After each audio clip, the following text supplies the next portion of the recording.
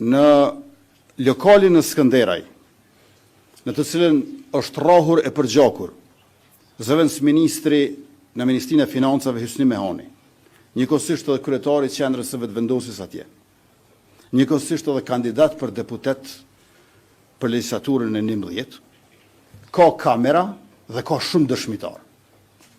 Me çmora vesh 2 veta janë arrestuar. Për përshtypjen time, reagimi edhe i policisë dhe i prokurorisë ka qenë i vënuar.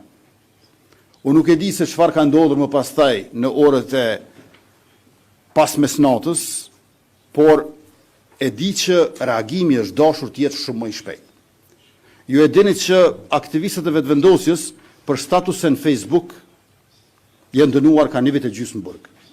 Ta shohim tash prokuroria për ata që marrin gotë edhe për gjakin zëvendësministra, çfarë dëshkimi do të kërkoj dhe çfarë dënimi do jap gjyqësori.